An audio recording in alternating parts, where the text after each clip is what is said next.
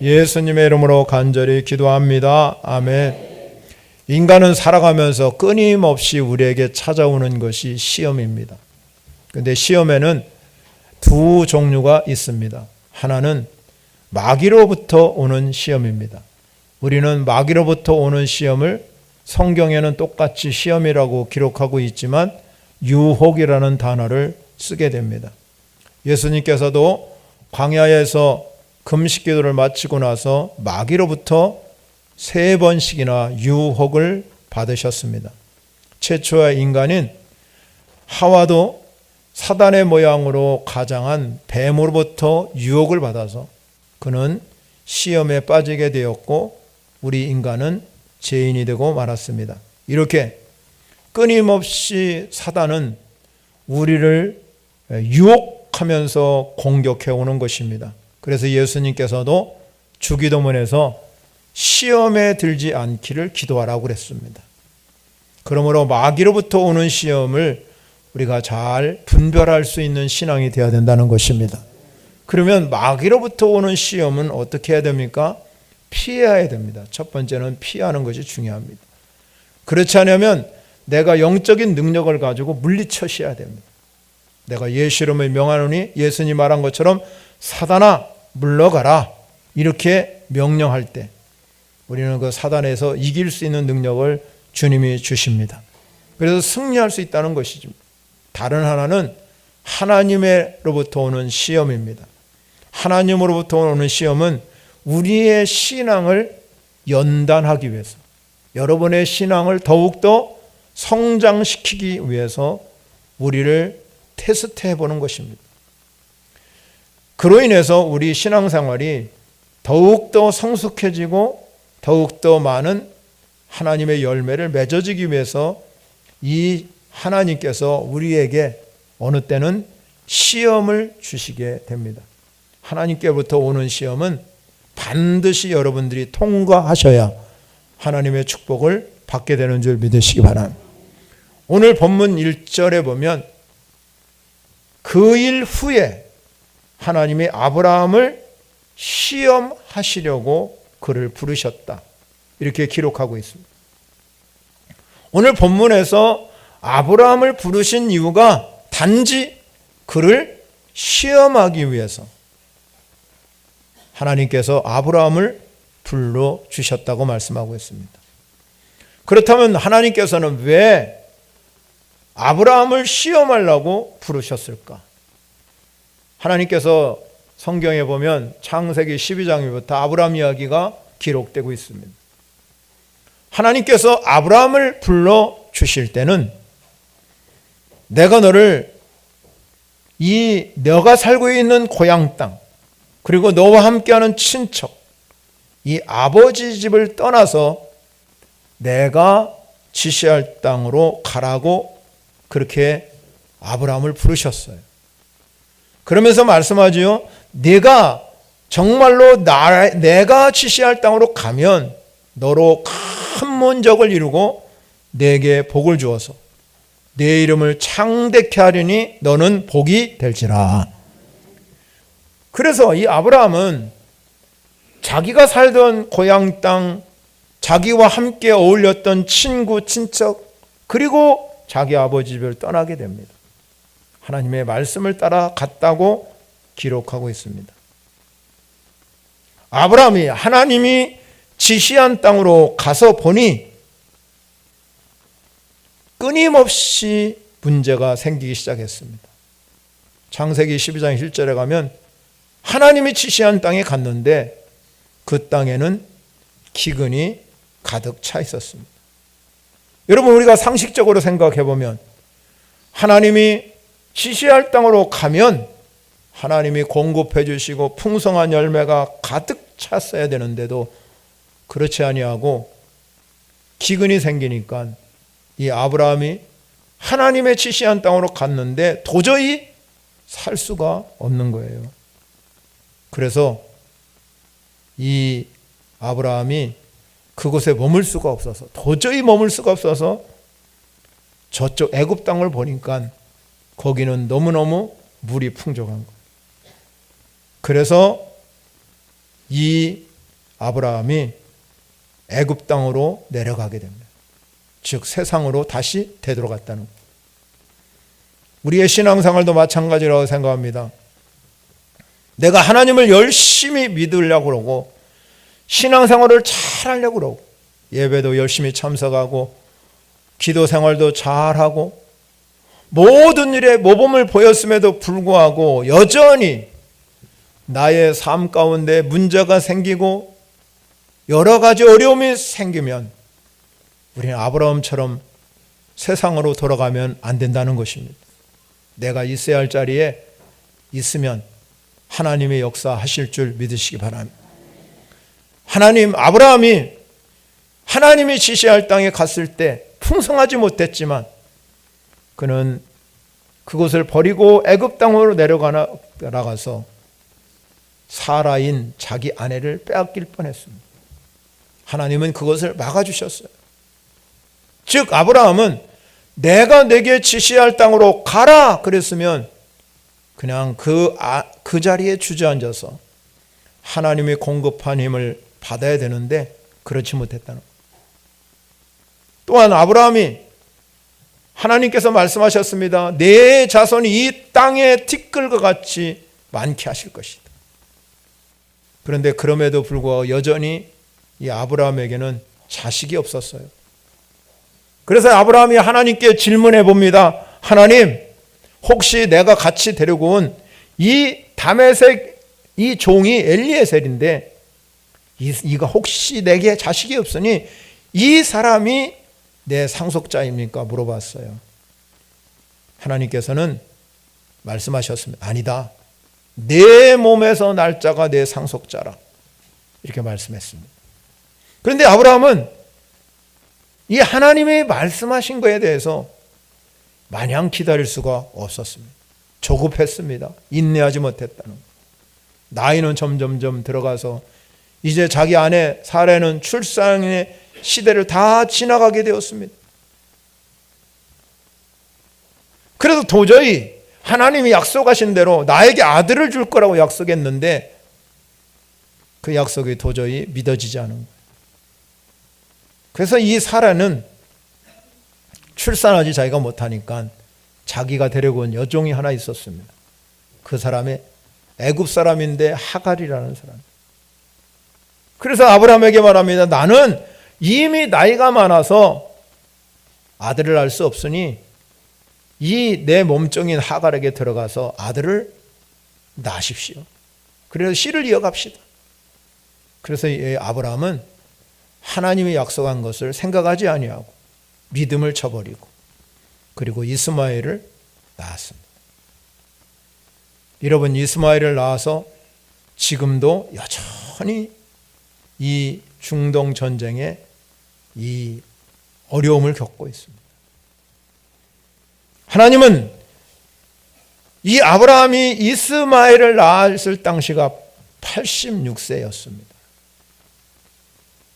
하나님께서는 지금까지 내가 내 안에서 내 몸에서 날 자가 상속자라고 그랬는데 사라를 통해서 나는 자가 내 상속자 언약의 백성이 될 거라고 약속했는데 인위적으로 자기 생각대로 이스마엘을 탄생시켰기 때문에 하나님은 아브라함을 만나주지 않았습니다. 긴 침묵의 시간을 갖게 됩니다. 그 긴 침묵의 시간은 13년이라는 세월이 흘러갑니다. 여러분, 13년의 세월은 어떻게 보면 짧은 시간일 수 있지만 긴 시간이에요. 우리말이 있잖아요. 10년이 되면 강산도 변한다. 요새는 10년이 아니라 1년만 지나도 어떤 지역은 알아볼 수 없을 만큼 변하는 지역도 수없이 많아요.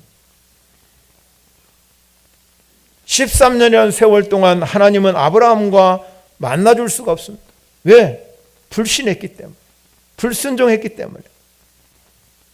그리고 나서 13년이 지난 어느 날 창세기 17장을 시작할 때 하나님이 아브라함에게 99세 때 나타나서 말씀합니다. 그에게 말씀하죠. 나는 전능하신 하나님이라. 믿으십니까, 여러분? 하나님이 전능하시다는 걸 믿으셔야 돼요. 그러면서 이 아브라함에게 말합니다. 너는 내 앞에서 행하여 완전하라. 내 앞에서 행하여서 완전하라는 뜻은 하나님 앞에서 순종하면서 살아라. 그러면 내가 너에게 자식을 주어서 크게 번성하게 될 것이다. 하나님은 아브라함과 아브라함을 통해서 아들을 줄 것을 이야기합니다. 그런데 아브라함은 엎드려서 웃었습니다. 내가 마음속으로 그런 생각을 했어요. 내가 지금 100살이나 됐는데 어찌 내가 자식을 구할 수 있나? 우리 아내인 사례는 이미 다 모든 것이 자식 낳을 수 없는 90세가 됐으니 어찌 출산할 수 있습니까? 그러니까 아브라함이 말했습니다. 하나님 그렇게 말씀해도 나는 도저히 자식 낳을 수가 없으니 이 이스마엘이나 하나님 앞에서 잘 살기를 원합니다. 그러나 하나님은 아니라고 말씀합니다.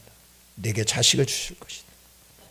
그런데 여러분, 아브라함만 웃은 것이 아니라 사라도 너무너무 기가 차서 하나님이 이제 와서 아들을 주신다고 진작 주시지 왜 이제 와서 주실까?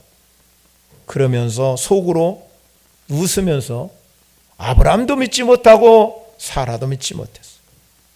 그런 그 순간에 하나님이 그들에게 말씀합니다.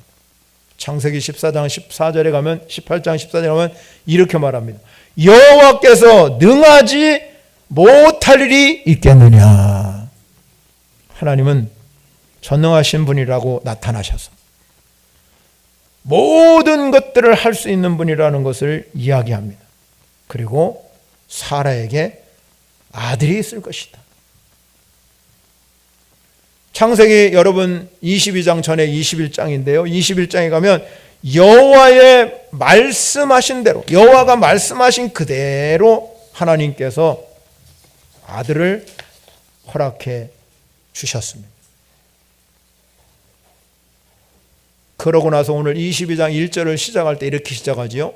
그 일 후에라는 것은 바로 앞에서 하나님께서 도저히 인간의 힘으로는 아들을 낳을 수 없지만 나는 전능하신 하나님, 나는 능히 하지 못할 일이 없는 하나님께서 그에게 아들을 주심을 알게 되셨습니다. 그 일 후에, 이 일 후에 어느 정도 이제 아이가 성장하는 그렇게 해서 이제 자라가게 됩니다. 하나님의 주신 아들 이렇게 잘 자라가더니 그래서 이삭이라는 이름은 아브라함도 웃었고 사라도 웃었기 때문에 이름이 이삭이에요. 이삭이라는 뜻은 웃음이라는 뜻입니다. 하나님께서 이 오늘 본문에서 이렇게 아기를 주셔서 이제 잘 성장하는 과정 속에서 하나님이 아브라함을 뭐 하기 위해서 부르셨냐면 시험하기 위해서 부르셨다고.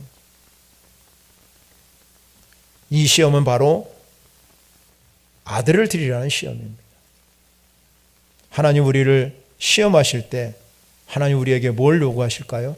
첫 번째 중요한 것은 최상의 것을 요구하십니다. 최상의 것.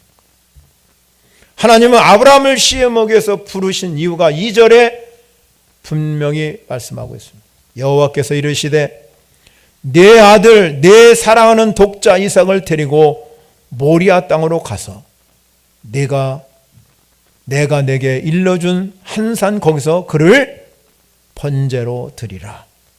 그렇게 명령하십니다. 이 아브라함이 20여 년 동안을 기다리면서 인위적으로 자기가 이스마엘도 탄생하고 엘리에셀이 우리 상속자냐고 물어보기도 하고 그런데 25년 만에 100세의 독자 이삭을 낳았어요. 아브라함에게 있어서는 얼마나 소중하고 귀한 자식이겠습니까?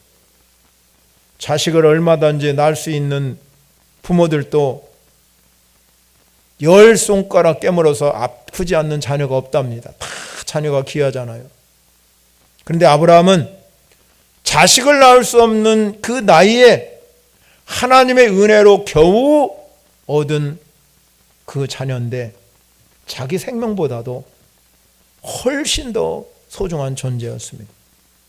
아마도 이 아브라함이 할 수 있다면 자신을 대신 죽고 싶을 정도였을 것입니다.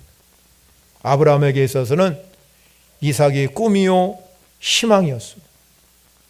그러나 이삭을 하나님은 아브라함에게 번제로 바치도록 요구하십니다. 결국 이 말씀은 어떤 의미가 있냐면 하나님께서 아브라함에게 가장 최상의 것을 요구하십니다. 사랑하는 성도 여러분, 여러분이 살아가면서 우리가 하나님이 요구하실 때, 테스트할 때, 시험할 때 하나님은 하찮은 거 요구하는 게 아니에요. 내가 가장 중요하게 생각하는 최상의 것을 하나님이 요구하신다는 말이에요. 하나님은 오직 나 외에는 다른 신을 섬기지 말고 나만 사랑하기를 원하시는 분이 하나님. 하나님은 우리가 우리의 생명, 부모, 형제, 자녀, 자식, 재물 그 어떤 것보다도 하나님을 사랑하기를 원하시는 분이 하나님이십니다. 왜 그렇습니까? 하나님은 만물의 주인이기 때문에. 하나님께서 아브라함에게 독사 이삭을 바치라는 명령은 하나님도 자기가 가장 사랑하는 독자 예수 그리스도를 십자가의 번제로 드려졌기 때문에 아브라함도 그렇게 할 수 있는지를 시험해 보신 것입니다. 하나님 우리를 시험해 볼 때 여러분 가장 좋은 것, 가장 최고의 것을 원하시는 분이 하나님이신 줄 믿으시기 바랍니다. 왜 그럴까요? 세상 모든 것은 다 주님께로 왔다. 여러분이 정말로 예수 믿는 그 순간부터 내 모든 것은 주님께로 왔다는 고백이 있어야 됩니다. 건강도 물질도 시간도 자녀도 다 주님 것이다. 다윗이 고백한 것처럼 여호와의 위대하심과 권능과 영광과 승리와 위엄이 다 주께 속하였으니 천지에 있는 것이 다 주의 것이로다. 여호와여 주권도 주께 속했고 주의 높으사 만물의 머리가 되셨다. 부와 기와 그것 모든 것들이 다 주님께로 왔기 때문에 주는 만물의 주제가 되시고 손에 권세와 능력이 있사오니 모든 사람을 크게 하심과 강하게 하심이 주의 손에 있나이다. 우리에게 하나님이 주인 되신 고백이 있어야 이 믿음의 결단이 서는 거예요. 아무나 할 수 있는 일이 아닙니다. 하나님 앞에 우리가 최고의 것, 최상의 것 드릴 수 있는 것은 하나님이 내 주인이시다. 하나님이 진정한 나의 주인이라고 믿음의 고백이 있을 때 여러분에게 그런 결단과 그러한 믿음이 생겨지는 줄 믿으시기 바랍니다. 두 번째는 우리가 아브라함이 시험할 때 이 시험을 반드시 우리는 통과해야 되는데 이 통과하는 비결이 어디에 있냐면 순종에 있다는 것. 3절부터 여러분이 7절까지를 쭉 보면 하나님은 이삭을 번제로 드리라는 하나님의 명령을 들었어요. 2절에서. 그런데 여러분 아브라함이 지금까지 제가 서론에서 말씀드린 것처럼 아브라함의 신앙적인 이 성장 과정을 보게 되면 끊임없이 의심하고 주저하고 그리고 순종하지 아니하고 불순종하고 자기 생각대로 했어요. 근데 여러분 오늘 22장에 와서는 조금도 주저함이 없어요. 하나님이 그렇게 명령했는데 왜 하나님 아들을 주실 때는 언제고 뺏어갈 때는 언제입니까? 핑계대거나 원망하거나 불평하지 아니하고 주저없이 하나님의 지시대로 모리아산에 갔습니다. 아브라함은 그곳에 가서 진실한 마음으로 형식적인 것이 아니라 이삭을 마음속으로 내가 이 아들 하나님이 주셨는데 하나님께 바치겠다. 번제로 드리겠다는 결심이 섰어요. 한마디로 말하면 아브라함이 생각할 때 그렇잖아요. 자기 생각과 판단으로 볼 때는 도저히 납득할 수가 없어요. 그런데 하나님의 명령에 아브라함은 어떤 이의를 제기하거나 주저함 없이 즉각적으로 하나님 명령하셨기에 순종했어요. 어떻게 아브라함은 이런 순종의 마음이 생겼을까요?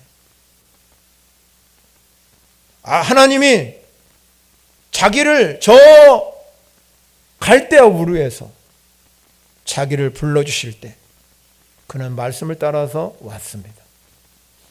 오다 보면 여러 가지 어려운 일도 생기고 힘든 일도 생길 때마다 하나님 앞에 불순종하고 살았어요. 그런데 하나님은 끊임없이 아브라함과 함께 하셨습니다. 그래서 아브라함에게 100세의 아들을 주셨어요. 도저히 인간적으로 볼 때는 상상 못할 일이 생긴 거예요. 그런 과정을 아브라함이 겪어가면서 그 속에는 부활의 믿음이 생긴 거예요. 로마서 14장 17절 가면 이렇게 말해요. 내가 너를 많은 민족의 조상으로 세웠다 하신과 같이 그가 믿은 바 하나님은 죽은 자를 살리시며 없는 것을 있는 것으로 부르시는 이시니라. 이 믿음이 그에게 있었다. 하나님은 능히 죽은 자도 살릴 수 있다. 내가 이삭을 번제로 드린다 할지라도 하나님은 전능하시기 때문에 100세의 아들 주셨는데 죽은 자도 살리신다. 없는 것도 있게 하시는 것이 하나님이시라. 부활의 믿음이 그에게 있었어요. 그러니까 여러분 주저할 수가 없는, 하나님께 드리면 하나님 그보다 더 좋은 것 주시겠지. 이 믿음이 부활의 믿음이에요, 여러분. 부활의 믿음이 여러분에게 있어지기를 바랍니다, 여러분. 바벨론 포로로 잡혀간 다니엘과 세 친구, 그들은 뜻을 한번 딱 정해놓으면 변함이 없었어요. 하나님께 향한 그 믿음이 변함이 없었어요. 하도 그들이 신앙이 두드러지니까 그 당시에 있는 이 바벨론의 신하들이 왕을 어떻게든지 전략을 짜가지고 그의 계획을 바꿔놨어요. 금신상에게 절하면 저 모든 사람이 절할 것이다. 그런데 여러분, 다니엘과 세 친구는 절하지 않았어요. 만약에 이 금신상에 절하지 않는 사람은 내가 풀물 속에다가 집어넣을 것이다. 안 했습니다, 여러분. 그들을 붙잡았어요. 왕이 얘기합니다. 지금 너희들이 만약에 금신상에 절한다고 하면 내가 살려줄 것이다. 그렇지 않으면 내가 여기를 이 풀물 속에다 너희들 집어넣을 것이다. 팔팔 따면 풀이 다 들어가잖아. 근데 여러분, 세 친구가 이렇게 대답했어요. 왕이여, 우리가 섬기는 하나님이 계시다면 우리를 맹렬히 타는 이 풀무 가운데서 능히 건져내실 것이고 왕의 손에서 건져내실 것이다. 근데 여러분, 더 중요한 게 있어요. 그렇게 하지 아니할지라. 그렇게 하지 아니할지라도 왕이여, 우리는 왕의 신들을 섬기지 아니하고 왕이 세우신 금신상에게도 절하지 아니할 줄을 아옵나이다. 얼마나 귀한 믿음이에요. 그들은 절대로 풀물 속을 들어가지 않았어요. 세상을 두려워하지 않았어요. 겁내지 않았습니다. 그들에게는 똑같이 아브라함처럼 죽은 자도 살릴 것을 믿었기 때문에 그의 안에는 부활의 믿음이 있었다는 겁니다. 성숙한 신앙이 우리가 되려면 우리는 끊임없이 하나님으로부터 여러 가지 시련을, 하나님이 연단과 시련을 허락해 주십니다. 그때마다 우리는 이스라엘 백성처럼 원망하고 불평하면 여러분들도 인생 끝없이 방황합니다. 그러나 그러한 시련과 시험에서 우리는 끊임없이 올 때마다 능히 감당할 수 있는 능력을 하나님이 주십니다. 그러면 100% 순종하시면, 하나님 명령하신 일에 절대 순종하면 하나님은 우리에게 기적을 보여주십니다. 삶의 능력을 보여주십니다. 그분이 하나님이시오. 많은 사람들이 예수를 믿으면서 순간순간 절망하고 낙심하고, 그래서 예수 믿는 사람도 여러분 우울증에 걸리는 환자가 수도 없이 많아요. 사랑하는 성도 여러분, 여러분이 진정한 부활의 신앙, 부활의 믿음이 있다면 우리는 이런 데서 회복돼야 될 줄 믿으시기 바랍니다. 전능하신 하나님이 여러분을 통해서 일하시기를 원하십니다. 순종하는 사람을 통해서 능력을 부여해 주시고 사명을 주시고 그들을 통해서 주의 몸된 교회 충성된 일꾼을 세워가기를 원하시는 분이 하나님이시에요. 그 하나님이 여러분 안에 계시다면, 내가 부활의 믿음이 있다면 어떤 환경에 좌우되는 것이 아니라, 내 인생의 어떤 문제에 좌우되는 게 아니라 능히 전능하신 하나님이 능히 하실 수 있다. 없는 것도 있게 하시는 그 하나님께서 일하신다. 여러분이 그런 순종을 우리가 주님 앞에 100% 하면 반드시 열매를 맺게 하는 줄 믿으시기 바랍니다. 우리가 세 번째, 시험을 통과하려면 반드시 우리가 이 땅에 살아가면서 여러 가지 시험을 받아잖아요. 그때마다 우리가 꼭 간직해야 할 것이 있습니다. 100% 순종하려면 꼭 간직할 거예요. 하나님은 우리를 반드시 선하신 길로 인도해 주시고 하나님의 보호가 있다는 확신입니다, 여러분. 이 확신이 있으면 순종하게 되었어요. 7절 8절에 보면 이삭이 아브라함에게 말씀합니다. 이삭이 8절에, 우리가 7절에 그렇게 합니다. 번제할 어린 양은 어디 있냐고 이삭이 물어보는 거예요. 나무하고 이런 모든 것들은 다, 불과 칼 이런 것들은 다 준비하고 가는데 어린 양이 없거든요. 그래서 이삭이 질문한 거죠. 어린 양은 어디 있습니까? 8절에 아브라함이 대답해요. 내 아들아, 번제할 어린 양은 하나님이 자기를 위하여 친히 준비하시리라. 아브라함에게 부활의 믿음이 죽은 자도 살리시고 없는 것도 있게 하시는 그 하나님을 믿으니까, 하나님이 우리가 번제할 내 아들을 독자 이삭을 하나님께 드리라고 그랬을 때 하나님은 반드시 선한 길로 인도하시고 하나님의 보호가 있을 것이라는 확신함이 그에게 있었습니다. 그러니까 하나님으로부터, 야, 네가 독자 이삭을 바치면 내가 이미 번제를 준비할 거다, 그런 언질도 받지 않았습니다. 우리 자기가 바쳐야 할 분은, 이 제물은 이삭뿐이에요. 그런데 오직 지금 이삭을 하나님께 바치라고 했음에도 불구하고 그는 그렇게 대답한 거야. 어린 양을 하나님이 자기를 위하여 친히 준비하실 것이다. 그런 믿음과 확신 때문에 아브라함은 제단을 가서 쌓고 그 아들을 결박하여 칼을 가지고 그 아들을 잡으려고 그랬어요.